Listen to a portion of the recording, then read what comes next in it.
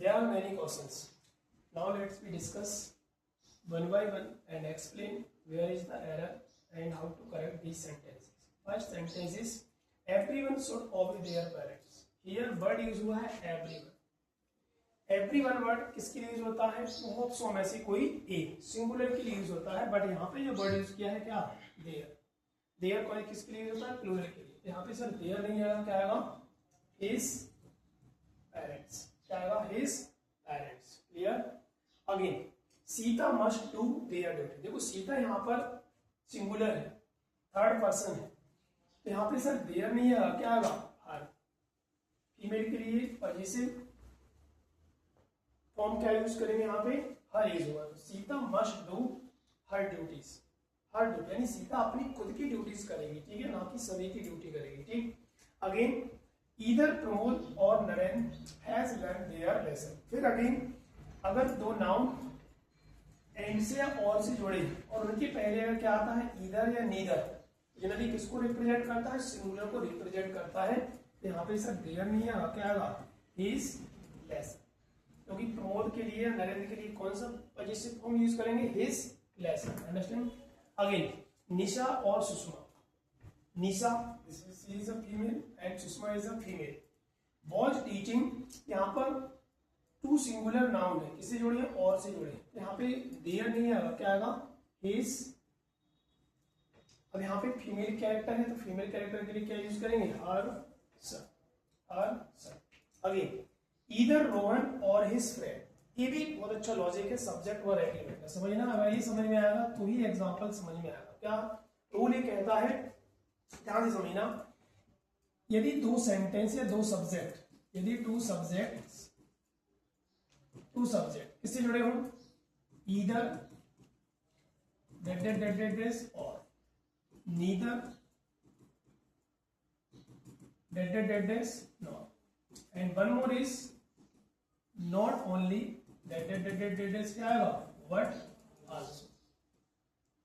Here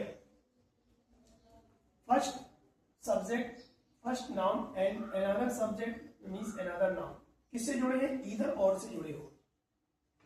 तो यहाँ पे जो भी वर्ब आएगी वो वर्ब हमेशा ध्यान रखना सेकंड सब्जेक्ट के अकॉर्डिंग आएगी. यहाँ पे फर्स्ट सब्जेक्ट कौन होगा? रोहन. सेकंड सब्जेक्ट कौन होगा? His friends. His friends. Friends is a plural form. Friend is a plural form.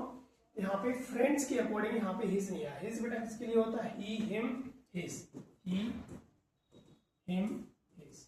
ये सिंगुलर है तो ये सिंगुलर, बट यहाँ पे फ्रेंड्स के अकॉर्डिंग यहाँ पर हिज गलत होगा. क्या होगा? There. THEIR. Sorry only there. There वो ऑलरेडी यहाँ पे नाउन है, पॉजिटिव एडजेक्टिव यूज होगा.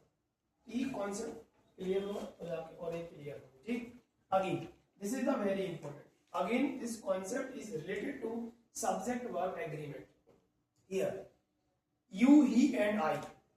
रूल ये कहता है कि एक सेंटेंस के अंदर एक से ज्यादा सब्जेक्ट है और वो किससे जुड़े हैं? एंड से जुड़े हैं. तो उनके बाद जो वर्ब आती है वो वर्ब कैसी आती है? प्लूरल आती है. आई के अकॉर्डिंग नहीं होगा. यहाँ पे यू, ही एंड आई तीनों के अकॉर्डिंग क्या आएगा? यहाँ पे आर आएगा. इसका यूज करेंगे यहाँ पे आर यूज होगा.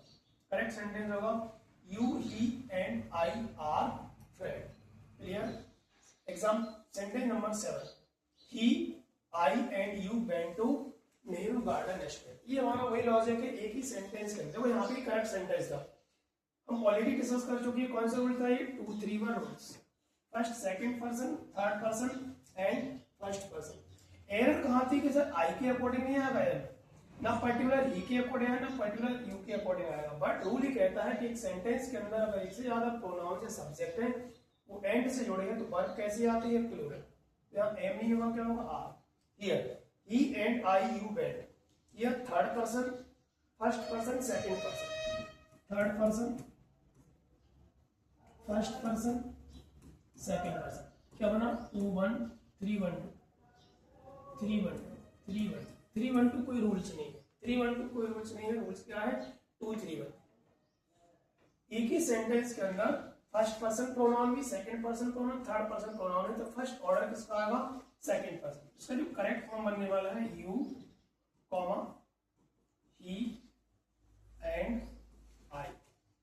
बाद यहाँ से went to Nehru garden yesterday. Clear?